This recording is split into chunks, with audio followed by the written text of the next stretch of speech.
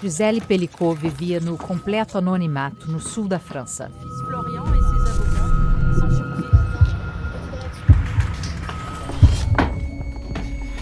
Até que a história dela chocou o mundo. A francesa foi dopada e estuprada ao longo de 10 anos. Era o marido que misturava os sedativos na comida, convidava desconhecidos para o quarto do casal e filmava o abuso.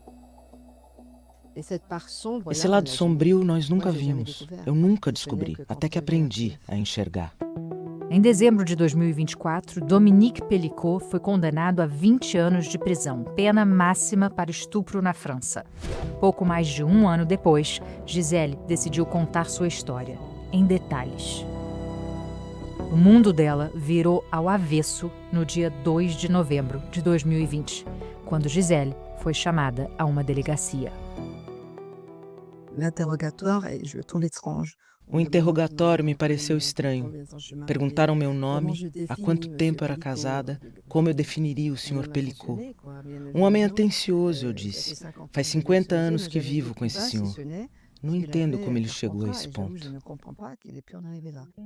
O delegado disse que passou 8 noites sem dormir. Não sabia como anunciar uma descoberta repugnante. Ele começa a me mostrar fotos. Confesso que não entendo muito bem. Vejo uma mulher dormindo que eu não reconheço e um homem que eu também não reconheço.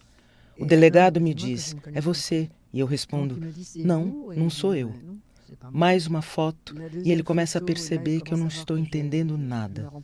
Coloco meus óculos para tentar compreender e ele me pergunta, a senhora conhece esse homem? Claro que não. Eu não conheço esse homem. Então ele diz, este dossiê, ele diz respeito ao seu marido. Estamos investigando ele há meses. Nesse momento, meu cérebro já não processa mais nada.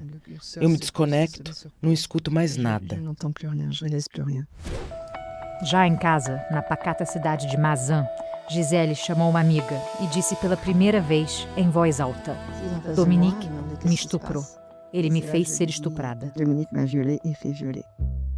A parte mais dilacerante ainda estava por vir. Contar para os 3 filhos. Foi o momento mais difícil da minha vida como mãe.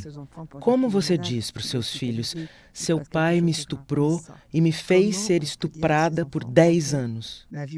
Foi um golpe devastador para eles também. Foi tão violento. Eu ainda consigo ouvir minha filha gritando na sala e eu dizendo para o meu filho não a deixar sozinha.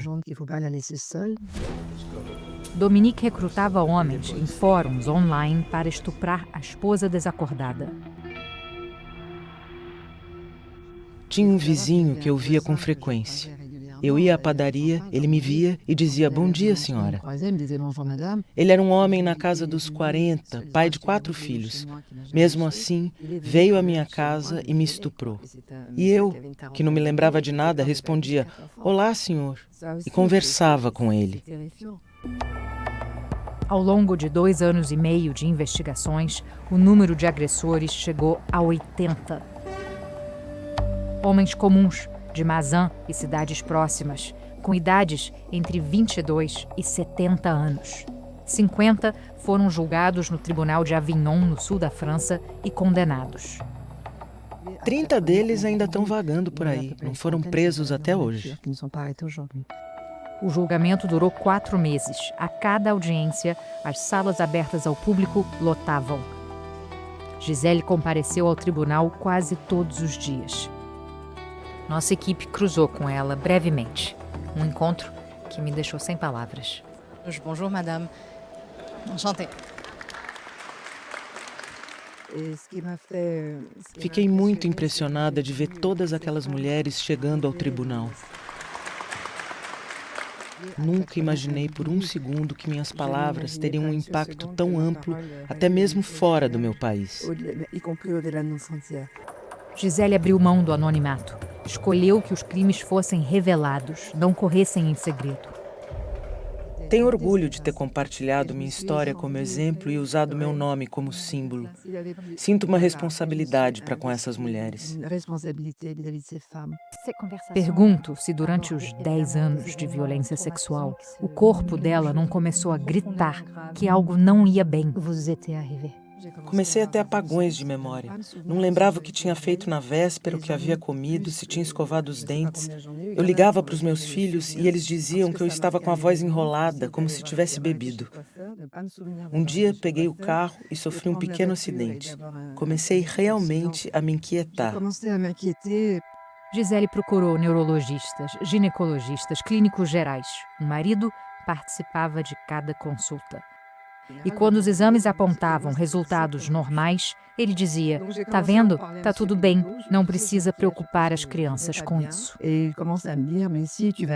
Ela não culpa os médicos. Como alguém poderia imaginar isso de um homem casado há 50 anos com a mesma mulher?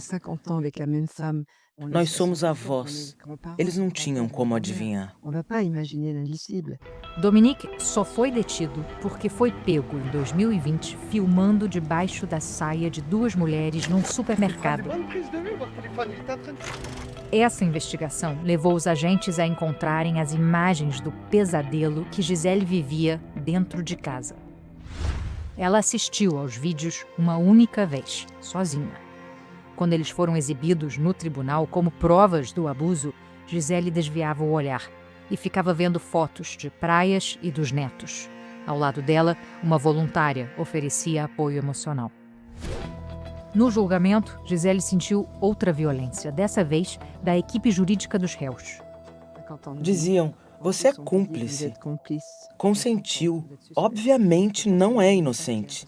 Esse comportamento das advogadas mulheres me humilhou. Para nós, vítimas, a punição é dupla: o sofrimento que passamos e a luta contra essa vergonha.